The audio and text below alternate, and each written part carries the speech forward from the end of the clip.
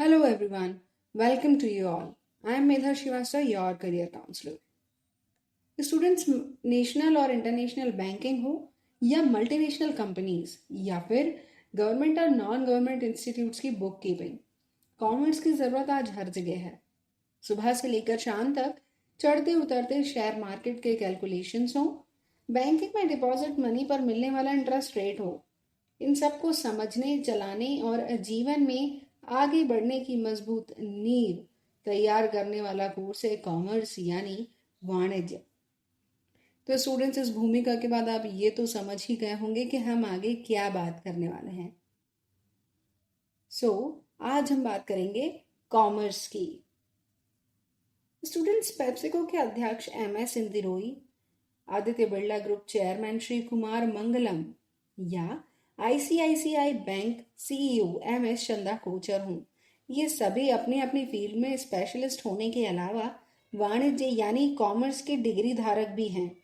Yes, कहने का मतलब यह है कि जहाँ एक तरफ हम विज्ञान या साइंस स्ट्रीम को अव्वल दर्जा देते हैं, वहीं दूसरी तरफ हम वाणिज्य या कला संकाय को कमतर भी आंकते हैं।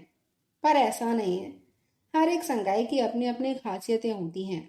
उनमें से एक वाणिज्य की आज हम बात करेंगे। एक्चुअली पहले ये स्ट्रीम सिर्फ अकाउंटेंसी और इकोनॉमिक्स से जुड़े कुछ सब्जेक्ट्स तक ही लिमिटेड होती थी, लेकिन आज इसमें काफ़ी सारे सब्जेक्ट्स जुड़ गए हैं, जैसे business studies, organisation of commerce, mathematics, information practices, etc. So students, if you are looking to opt your stream after 10th or have already opted for commerce and are unsure of your career path, I present to you the exciting and lucrative career opportunities that commerce stream holds. तो चलिए सबसे पहले बात करते हैं degree level courses की। तो students, commerce stream से 12th करने के बाद आप BCom, जी हाँ, 12th के बाद कॉमर्स में 3 साल के ग्रेजुएशन के लिए आप गुड्स अकाउंटिंग, प्रॉफिट लॉस जैसे विषयों के जानकार भी हो जाते हो। इस डिग्री की मदद से आप अकाउंटिंग, फाइनेंस, टैक्सेशन और भी दूसरी फील्ड्स में आप अपना करियर बना सकते हो। BCom ऑनर्स, बीकॉम और बीकॉम ऑनर्स में सिर्फ इतना सा डिफरेंस है कि बीकॉम ऑनर्स में सामान्य रूप से चलने वाले 40 सब्जेक्ट्स के अलावा एक विषय में स्पेशलाइजेशन भी कराया जाता है। स्पेशलाइजेशन के लिए आप accounts, finance, investment management, economics, banking and insurance, taxation, marketing, human resources जैसे और भी कई सब्जेक्ट्स हैं जिनको आप चुन सकते हो। BBA, bachelors of business administration या बैचलर ऑफ मैनेजमेंट स्टडीज। वैसे तो BBA सभी स्ट्रीम्स के लिए ओपन है। इसमें आपको बिजनेस एडमिनिस्ट्रेशन के गुर सिखाए जाते हैं। सेम मैनेजमेंट स्टडीज के लिए भी बैचलर में यही होता है। बहुत सारे कॉलेजेस 12th के स्कोर, मेरिट के बेस पर आपको एडमिशन दे देते हैं, लेकिन कुछ कॉलेजेस ऐसे भी हैं जहां एडमिशन एंट्रेंस एग्जाम के बेस पर होता है। लॉ, अगर आप लॉ में करियर बनाना चाहते हो तो आप CLAT, common law admission test या फिर ALET AILET देकर कॉलेजेस में एडमिशन ले सकते हो, या कुछ कॉलेजेस में मेरिट बेस्ड सिलेक्शंस भी होते हैं। वहाँ से आप 3 साल का LLB कोर्स या फिर 5 साल के इंटीग्रेटेड कोर्स जैसे BA LLB, BCom LLB भी कर सकते हो। अगर आप BBA LLB करना चाहते हो तो इसकी एलिजिबिलिटी कहती है कि आपका 12th कॉमर्स प्लस मैथ्स होना चाहिए। BJMC, bachelor of journalism and mass communication. अगर आप मास कम्युनिकेशन एंड जर्नलिज्म में जाना चाहते हो तो 12th के बाद इस फील्ड में डिप्लोमा, सर्टिफिकेट या डिग्री कोर्सेज आप कर सकते हो। B डिजाइनिंग, 4 साल के इस कोर्स वो कॉमर्स फील्ड के स्टूडेंट के साथ साथ बाकी स्ट्रीम के स्टूडेंट्स भी कर सकते हैं। Bachelor of hotel management, BHM or Bachelor of Hotel Management is an undergraduate course which teaches a student the various fundamentals of hotel management and catering technologies. Actuarial science. Actuarial science is the discipline that applies mathematical and statistical methods to assess risk in the insurance and finance industries. BAF, Bachelor in Account and Finance. 3 साल के इस degree programme में accounts, taxation जैसे करीब 40 subjects आपको पढ़ाए जाते हैं। तो स्टूडेंट्स अभी हम बात कर रहे थे 12th के बाद, कॉमर्स के बाद ग्रेजुएशन के लिए आप कहाँ कहाँ जा सकते हो। और अब बात करते हैं प्रोफेशनल कोर्सेज की। तो सबसे पहले सीए। स्टूडेंट्स जनरली सीए का काम book keeping, financial suggestions, audit account का एनालिसिस करना और टैक्स से रिलेटेड काम करना होता है। टैक्स पेमेंट ये सब सीए के जिम्मे ही होता है। सीए बनने के लिए ज़रूरी नहीं कि आप कॉमर्स के स्टूडेंट ही हो। किसी भी स्ट्रीम से 12th पास स्टूडेंट सीए का एंट्रेंस दे सकता है। सीए के फर्स्ट स्टेज एग्जाम को फाउंडेशन कहा जाता है। फाउंडेशन में फर्स्टली आपको सीपीटी, कॉमन प्रोफिशिएंसी टेस्ट देना होता है, जिसे आप साल में 2 बार दे सकते हो, एक बार मई और दूसरी बार नवंबर में। इस टेस्ट को देने के लिए सबसे पहले ICAI, institute of chartered accountant की साइट पर जाकर रजिस्ट्रेशन कराना होता है। आफ्टर दैट सीपीटी में 4 एग्जाम होते हैं: fundamentals of accounting, mercantile law, general economics और क्वांटिटेटिव एप्टीट्यूड। जब आप इसको पास कर लेते हो, देन आफ्टर दैट आपको आईपीसीसी देना होता है। इट मीन्स अब आप सीए के कोर्स में एंटर कर चुके हो, फिर आप आईपीसीसी दोगे। और आईपीसीसी एग्ज़ाम में 7 पेपर्स कंडक्ट किए जाते हैं, जिसमें accounting, business law, ethics, communication, cost accounting, financial management, taxation, advance accounting, audit and assurance, information technology and strategic management. ये पूरे पेपर जो हैं बाइलिंगुअल होते हैं, मतलब आप इन्हें इंग्लिश में भी पढ़ सकते हो और आप इन्हें हिंदी में भी पढ़ सकते हो। Now CA Final. So CA Final covers advanced application knowledge of core subjects like financial reporting, strategic financial management, advanced management, accounting, advanced auditing and professional ethics and information, etc. Students, most important thing is articleship. So students after passing group 1 of IPCC will register for articleship for a period of 3 years with experienced CAs.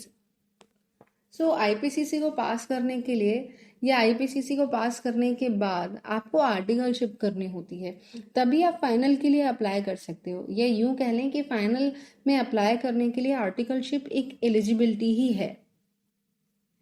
Student CA के exam को पास करने के बाद आप finally CA कहलाने लगते हो।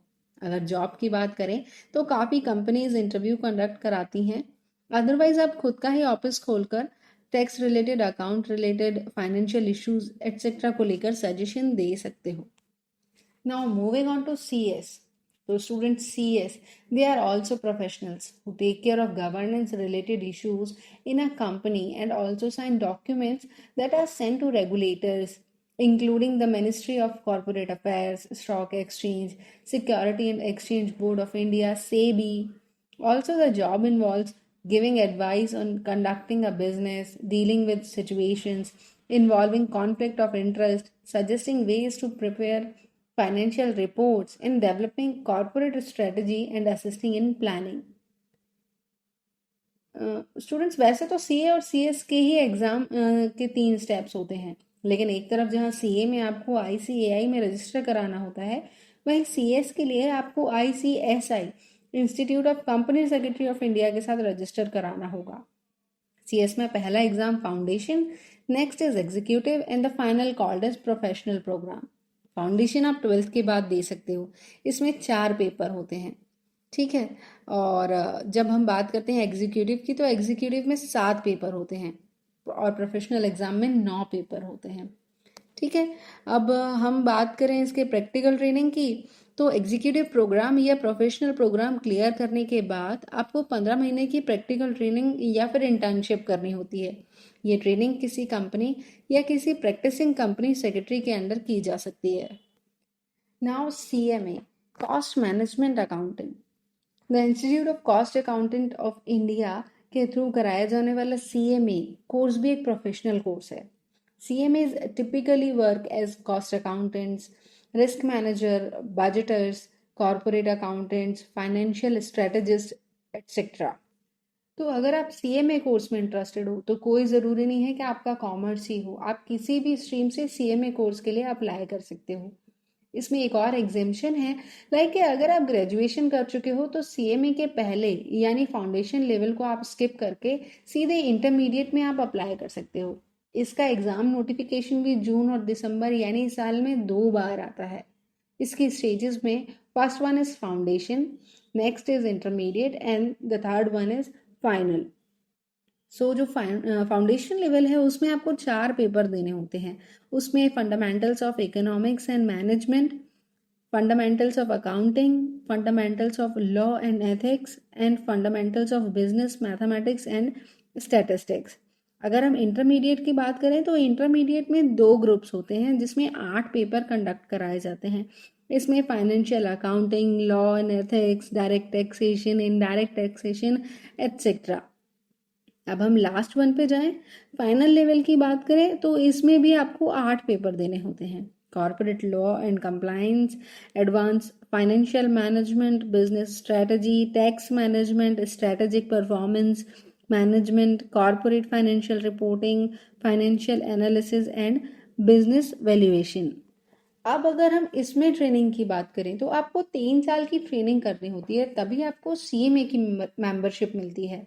पर ये 3 साल की मेंबरशिप जो है, ये 3 साल का जो ट्रेनिंग है, ये आप इंटरमीडिएट के बाद शुरू कर सकते हो और फाइनल तक आपकी ये जो ट्रेनिंग है ये 6 मंथ तक की हो जानी चाहिए। और जैसे ही आप फाइनल ख़त्म करोगे इसके साल भर में या फिर इसके नेक्स्ट 2 ईयर्स में, आपकी वो ट्रेनिंग जैसे ही ख़त्म होगी आपको CMA की मेंबरशिप मिल जाएगी। और अगर CMA की मेंबरशिप की बात करें तो ये मेंबरशिप आपको किसी भी जगह पे प्लेस्ड होने के लिए या कैंपस के लिए काफ़ी हेल्प करता है, इसीलिए इसका मेंबरशिप आपके पास होना ही चाहिए। Chartered financial analyst, CFA. So students, CFA is an internationally recognized program conducted by USA. ये साल से 1.5 साल तक का लगभग इसका कोर्स ड्यूरेशन होता है। इसकी एलिजिबिलिटी कहती है कि आपके पास एक वैलिड इंटरनेशनल पासपोर्ट होना चाहिए जब आप एग्ज़ाम के लिए अप्लाई कर रहे हो। आपका इंटरनेशनल पासपोर्ट की अगर बात करें तो ये तो कंपलसरी है ही। और इसके बाद की जो एलिजिबिलिटी है वो बोलती है कि आपका ग्रेजुएशन कंप्लीट होना चाहिए, और अगर कंप्लीट नहीं है तो एटलीस्ट आप फाइनल ईयर में परस्यू कर रहे हो, और इसके बाद 4 साल का आपके पास वर्क एक्सपीरियंस होना चाहिए। इन इंटरनेशनल पासपोर्ट के अलावा ये जो 2 एलिजिबिलिटीज़ हैं, इनमें अगर आप कोई भी फुलफिल कर रहे हो तो आप CFA के लिए अप्लाई कर सकते हो। ओके, इसमें भी जो CA और CS का फाउंडेशन दे चुके हैं वो स्टूडेंट्स एग्जेम्प्टेड होते हैं फर्स्ट लेवल के लिए। CFA के एग्ज़ाम के भी 3 लेवल होते हैं। तो लेवल 1 आपका लगभग जून और दिसंबर में होता है, लेवल 2 आपका जून में होता है हर साल, और लेवल 3 जो होता है वो भी जून में ही हर साल होता है। इसमें कोई नेगेटिव मार्किंग नहीं है। और दूसरा जो इसका करिकुलम टॉपिक्स हैं वो हैं ethics and professional standards, quantitative methods, economics, financial reporting and analysis, corporate finance, equity investment, fixed income, derivatives, alternate investments, portfolio management. ये जो टॉपिक्स हैं यही हर लेवल में चलते हैं, बस इनके जो एग्ज़ाम कराने का तरीका है वो चेंज हो जाता है। जैसे लेवल 1 पूरा जो होता है वो ऑनलाइन होता है और ऑब्जेक्टिव होता है। इन्हीं में से आपके ऑब्जेक्टिव पूछे जाते हैं जो भी करिकुलम मैंने आपको बताया है। और लेवल जो सेकंड है इसका, उनमें जो क्वेश्चंस आएंगे वो भी इसी करिकुलम से आएंगे, लेकिन उसमें 120 ऑब्जेक्टिव होते हैं और वो केस स्टडी पर होते हैं। जो टॉपिक्स आपको बताए गए हैं वो उन्हीं में से। और लेवल 3 जो होता है वो ऐसे टाइप होता है, प्लस उसमें MCQs भी आते हैं। ओके, सो CFA इस तरीके से कंडक्ट किया जाता है। इन चारों प्रोफेशनल कोर्सेज़ की जो ओरिजिनल साइट है जिस पर इनके फॉर्म्स अवेलेबल होते हैं वो मैंने अपनी स्लाइड्स में नीचे मेंशन कर रखे हैं। तो अगर आपको कोई भी कन्फ्यूजन हो तो आप इनकी वेबसाइट पर जाकर चेक कर सकते हैं। ओके, वहाँ आपको सिलेबस भी मिल जाएगा, आपको एग्ज़ाम कैसे और क्या कंडक्ट होते हैं वो भी आपको समझ में आ जाएंगे। दूसरा प्रोसेस मैंने आपको बताया तो है, लेकिन और अच्छे से समझने के लिए आप उसका प्रोसेस फिर से देख सकते हैं। तो स्टूडेंट्स, आज हमने बात की 12th कॉमर्स की। तो कॉमर्स के बाद आपके लिए ग्रेजुएशन के कौन कौन से रास्ते खुले हुए हैं, साथ ही प्रोफेशनल कोर्सेज क्या क्या हैं। अब इस पूरी वीडियो में कहीं भी अगर आपको कोई भी डाउट जाता है, कोई भी क्वेश्चन है, तो आप कमेंट बॉक्स में उस क्वेश्चन को मेंशन कर सकते हो। मैं जल्दी ही उसका आंसर देने की आपको कोशिश करूँगी। तब तक के लिए गुड लक, गुड बाय।